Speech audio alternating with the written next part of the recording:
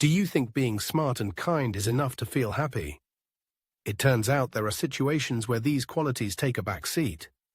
This is precisely the opinion expressed by the prominent brain researcher, academician Natalia Bekhtereva. A world-renowned neurophysiologist, Natalia Bekhtereva viewed the human brain as a living, complex system, striving to penetrate its secrets and understand what makes us human. But what are these situations where intelligence and kindness turn out to be less important? Why, as Natalia Petrovna said, does even the fool sometimes win out even over the wisest? The difference between smart people and those considered foolish is that the former constantly analyze and contemplate, while the latter prefer not to trouble themselves with reflection. And, paradoxically, it is precisely in this that their advantage lies, according to Natalia Bekhtereva. The academic saw a certain hidden wisdom in such people. While a smart person experiences intense emotional and intellectual strain when faced with a problem, Ivan the fool remains unperturbed. As a result, a smart person can expend a great deal of energy, but fail to find a solution, while the fairy tale hero, concerned only with food and rest, does not waste his resources in vain. He is not concerned with his own problems or the worries of others. In Natalia Bekhtareva's opinion, this is the wisdom of Ivan. He does not waste energy on trifles. Many problems that cause us to worry either resolve themselves or do not depend on us at all. However, a smart person cannot stop thinking about them, destroying their psyche, which, according to Natalia Petrovna, is one of the main causes of aging. Ivan acts wisely, even without realizing it, protecting his psyche from stress and tension. But we should not jump to conclusions about the harm of thinking. A person should certainly think, said Natalia Petrovna, but sometimes it is necessary to allow oneself to be a little Ivan and let go of unnecessary thoughts. This is the true meaning of self-care. Kindness and honesty are undoubtedly virtues that illuminate the human soul, but, as Natalia Petrovna Bekhtereva claimed, these qualities can turn against a person, especially in clashes with selfish natures. Why is it so often the case that people with kind hearts and pure intentions find themselves in a less advantageous position than their unprincipled counterparts? Natalia Bekhtereva explained it simply. Kind people are often exploited for selfish purposes, while they themselves rarely turn to others for help. Natalia Petrovna believed that true kindness is always selfless, but it is necessary to carefully choose to whom your good deeds are addressed. If a person constantly provides assistance without receiving anything in return, they risk becoming a victim of exploitation by egoists. At the same time, it is important to realize that such assistance is given willingly, and, as Bekhtereva rightly pointed out, the more often a kind person agrees to such exploitation, the more people there are who want to take advantage of their kindness. Why shouldn't we impose help on those who don't ask for it? When a kind-hearted person sees the suffering of others, they immediately offer a helping hand. It may seem that these efforts will help pull a person out of trouble, but according to Natalia Bekhtereva, this is just self-deception. No one can change a person if they themselves do not want to change. History knows many examples of people who have dedicated their lives to trying to help others change. But these efforts have been futile if the other party has shown no desire to improve their situation. In such cases, our efforts only lead to disappointment and devastation. Trying to help someone who doesn't want it is a waste of energy. This is especially true in situations where a person suffers from an addiction, noted Natalia Petrovna. If a person is satisfied with their lifestyle, then imposed help will not bring them any benefit. Moreover, Bekhtereva argued that by helping someone who does not appreciate it, a person betrays themselves. If help bears fruit, there is a feeling of satisfaction and an awareness that the efforts were not in vain. However, when there is no result, fatigue, apathy, and a feeling that instead of helping a neighbor, a person has harmed themselves set in. In such situations, according to Natalia Bekhtereva, it is necessary to carefully analyze what life energy is being spent on. The director of the orphanage taught the children 3 fundamental life principles that became a compass in the raging sea of trials. For a generation whose youth fell on the difficult times of the 20s and 30s, These principles became not just a support, but a real lifeline, helping not only to survive, but also to find new opportunities in times of loss and hardship. That's how the outstanding scientist, academician Natalia Bekhtereva began the story of one of the most important stages of her life. This woman devoted most of her scientific activity to studying the complex functions of the subcortical structures of the human brain.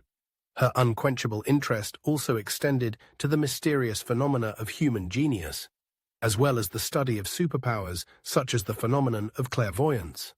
Natalia Bekhtereva did not reject the existence of phenomena inexplicable from the point of view of science, related to the human brain.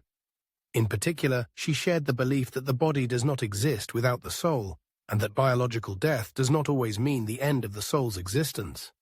Natalia Petrovna left behind a rich legacy in the form of deep reflections on life and valuable parting words.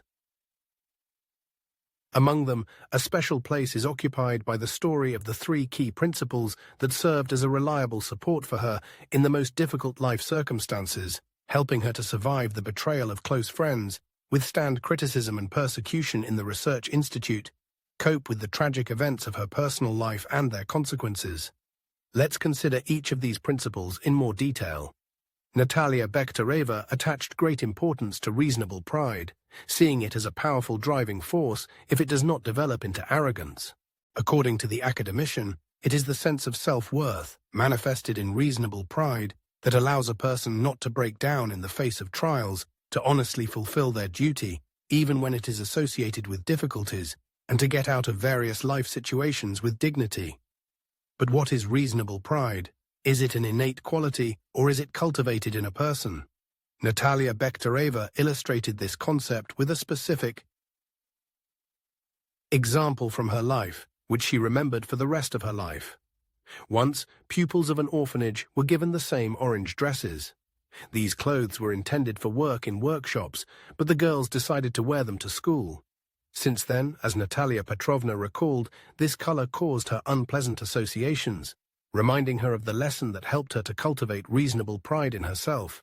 The director of the orphanage, seeing the pupils in the same dresses, became indignant, and the future academician got the most of it. What was the fault of Natalia Petrovna and her friends? The director scolded them for the fact that they, in their naivety, dressed in the same dresses, became like orphans from a shelter, causing pity in others. Didn't the best student in the school have enough sense to understand that she voluntarily put a label of a shelter on herself? The director exclaimed, addressing Natalia Bekhtereva. The director of the shelter emphasized that he was doing everything possible so that no one could stick such a label on his pupils. Orphanage boys sewed varnished shoes for them, so beautiful that, according to Natalia Petrovna, even children from prosperous families envied them. Moreover, each pupil of the shelter had her own unique outfit, with the exception of those very orange dresses intended for work. Of course, a moralist may object that it's not about clothes.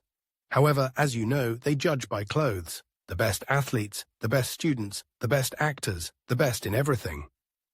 But the title of best is a matter of pride for only a few. The school director cared about each of his pupils, so Natalia Petrovna gave this everyday example, emphasizing the importance of appearance, neatness, and tidiness. This is how they cultivated a sense of self-worth in them. The second important principle of personality formation is the cultivation of resilience. Natalia Bekhtereva's fate changed dramatically in 1937 when she found herself in an orphanage. Even then, the girl realized, as the daughter of enemies of the people, after graduating from school, she would most likely be forced to work in a brick factory if she did not make maximum efforts in her studies and did not become the best student. Fortunately, studying came relatively easily to Natalia Petrovna. However, the path from the orphanage to the school was not always easy, especially in the harsh blockade winters. Despite the weather conditions and difficulties, Bekhtereva overcame this path every day. It is worth noting that the road was not the only test that formed her resilience. Natalia Petrovna recalled that before the orphanage, she was a home child, and adapting to orphanage life was very difficult for her. The situation was aggravated by other pupils of the orphanage, who disliked home Natasha. She had to face physical aggression. Once, the director summoned Bekhtereva to him and offered to punish the instigators if she named them. However, the pupil refused to give out her offenders, for which she was deprived of lunch and dinner. I sat without lunch and dinner on his leather sofa for a decent number of hours. It's good that he came in rarely. And in the morning at the line, the director told about my forced and fruitless starvation, and in what colors. I may not have deserved it, and he clearly wasn't saying it to me, but he knew that children are more affected by what they see and hear around them than by bookish techniques. Soon after, we began conducting our own endurance tests, and I still have a reminder of this, a round mark on the back of my left hand. It seems I've outlasted everyone so far, but thankfully there weren't too many persistent ones, probably thanks to which the hand works, and neither the nerves nor the tendons are damaged. The third cornerstone of upbringing is emotional. Balance. This principle emphasizes the importance of cultivating positive emotions, known for their ability to neutralize negative experiences. The director of the orphanage tirelessly instilled this skill in his charges. As an example, consider Natalia Bekhtereva, who after her studies immersed herself in the world of theater rehearsals with her peers.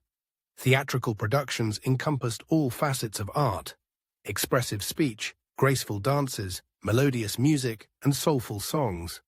From performance to performance, the roles of actors and spectators constantly changed, providing each ward with the opportunity to express themselves on stage. According to Natalia Petrovna, this rich theatrical life gave the children a wealth of positive emotions. On evenings when theatrical productions were not in full swing, the children of the orphanage found solace in sports, enjoying skating, swimming, and rowing. In such simple yet effective ways, the director of the orphanage cultivated and strengthened in his wards a sense of emotional balance, which became a reliable support in difficult times. It is important to strive to ensure that inevitable difficulties become a source of resilience and growth. The director of the orphanage, who tragically died in the early days of the war, was a master of the art of cultivating resilience and steadfastness. A stately, intelligent man, surrounded by the love of his beautiful wife, he had a genuine love for his pupils, and this love was reciprocated. The children felt awe towards him, but it was a different kind of fear, not the fear of a soulless enforcer. They loved him for his love, for his wise care of the deprived children, and feared the exacting standards that his love dictated. Many of his pupils, even after his death, proved in practice that it is possible to overcome difficulties, not only without losing oneself, but also by gaining something more valuable and important.